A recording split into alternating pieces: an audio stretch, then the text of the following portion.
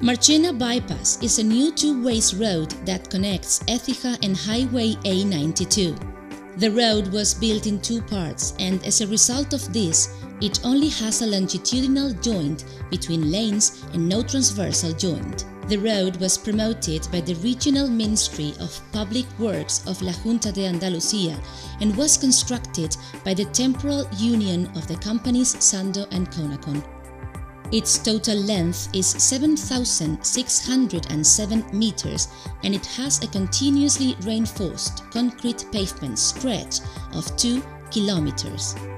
The bypass is estimated to be subjected to a traffic of 2,397 vehicles, from which 575 will be trucks. Concrete used in the continuously reinforced concrete pavement stretch was manufactured by the construction company itself in a concrete plant built ex professo for the bypass. Since the requirements of the pavement demanded the construction of a wet mix concrete batching plant with exclusive production and a distribution distance shorter than 5 kilometers. For this reason, a concrete plant with a dough mixing machine, 4 sailors and a set of hoppers of 100 cubic meters each was built. The kneaders had a double horizontal axle and a capacity of 3 cubic meters. The plant used 4 different kinds of aggregates: siliceous sand with a maximum size of 6 millimeters, a lamey sand with a maximum size of 6 millimeters too, a medium gravel with a size between 6 and 12 millimeters, and a coarse gravel with a size between 12 and 25 millimeters. The cement used for concrete manufacture was CEM4 with a strength of 32.5 N. The pavement required 2 different mixes, one for the lean concrete of the lower layer and another one for the concrete of the pavement itself. The former, which had a compressive strength requirement of 15 megapascals, had a cement content of 200 kilos per cubic meter with a water-cement ratio of 0.75. Concrete for pavement, however, had to have a flexure strength of 4.5 megapascals, and in consequence it required a cement content of 370 kilos per cubic meters and a water-cement ratio of 0.43. In this case, plasticizers and superplasticizers in the ratio of 0.70% and 1.2% respectively were used. The consistency of concrete was measured using Abraham's cone. Values of settlements for both lean and pavement concrete varied between 2 and 6 centimeters. Some concrete samples were poured into prismatic models that were later broken under flexural forces.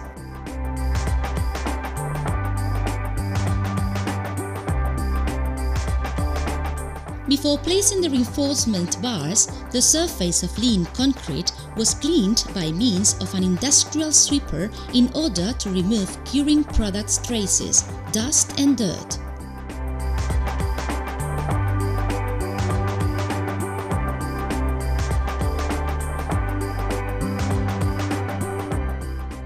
Then transversal reinforcement, consisting of a bar with a diameter of 10 mm every 80 cm, was placed. Afterwards, longitudinal reinforcement, consisting of a bar with a diameter of 16 mm every 15 cm, was put into place.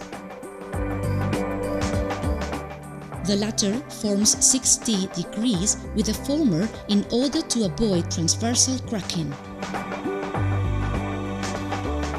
The placement of bars was carried out by hand.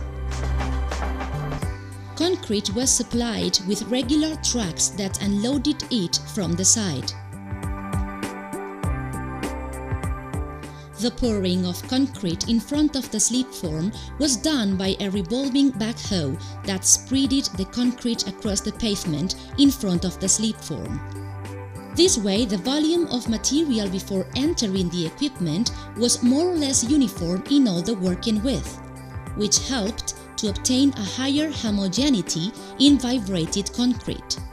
The pavement section is made up of 4 layers.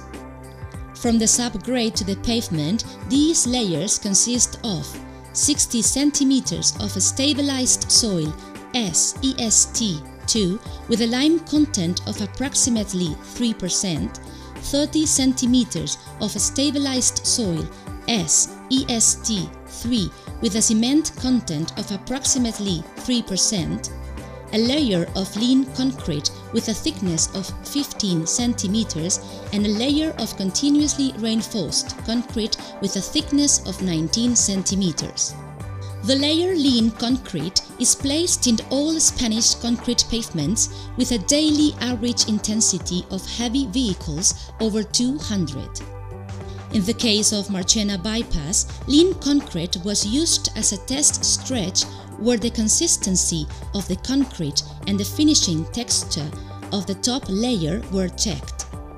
For this reason, both IRI and deflections were measured.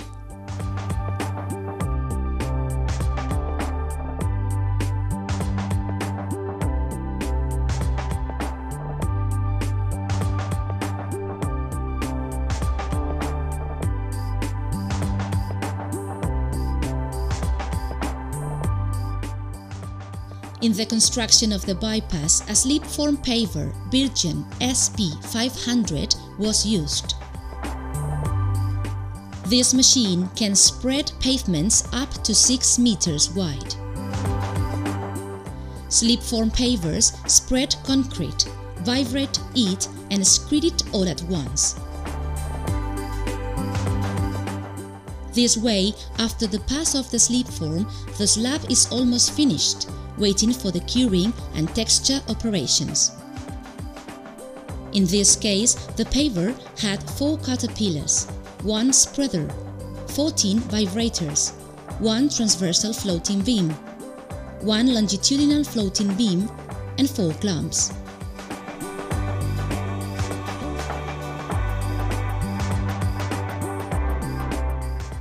When a slip-form paver is used, it is necessary to topographically place the string lines that work as a guide both in plant and elevation view. In this case, 1 string line was tensioned on either side of the machine.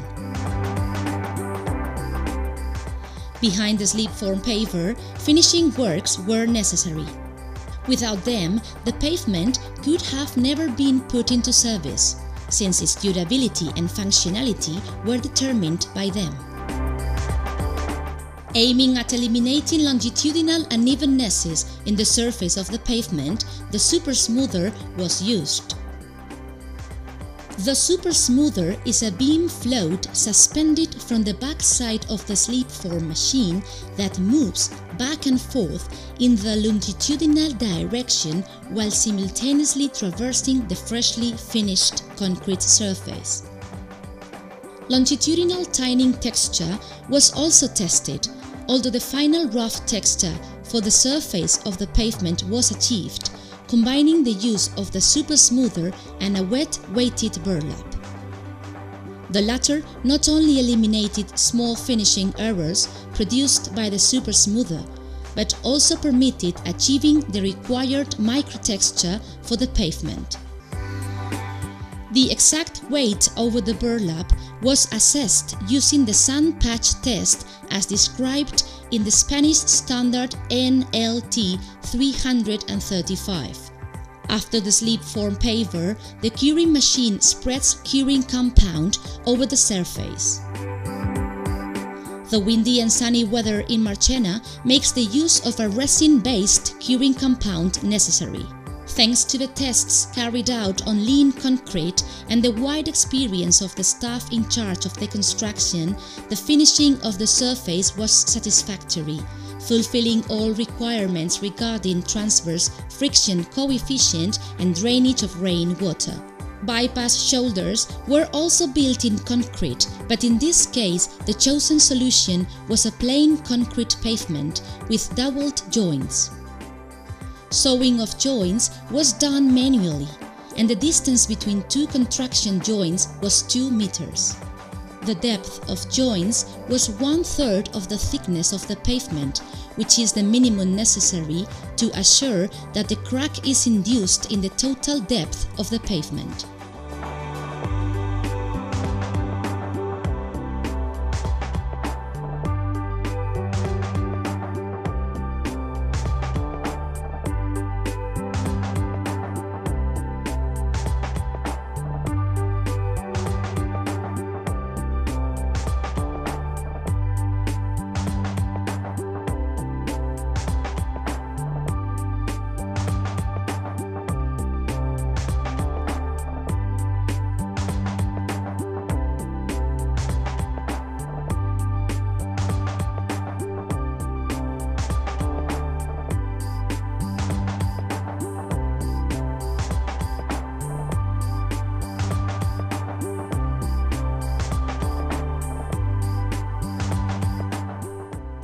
The design of the pavement in Marchena bypass included the construction of transversal beams with the purpose of absorbing and avoiding horizontal displacements.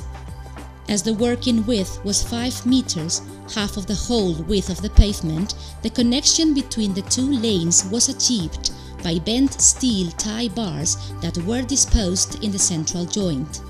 The fold of the bars slightly over 90 degrees allows to the slip-form pass and recover the original shape after going through. Construction processes used in this continuously reinforced concrete pavement test stretch have proved that it is possible to build pavements in healthy conditions for workers, avoiding high temperatures and exposure to fumes and particles.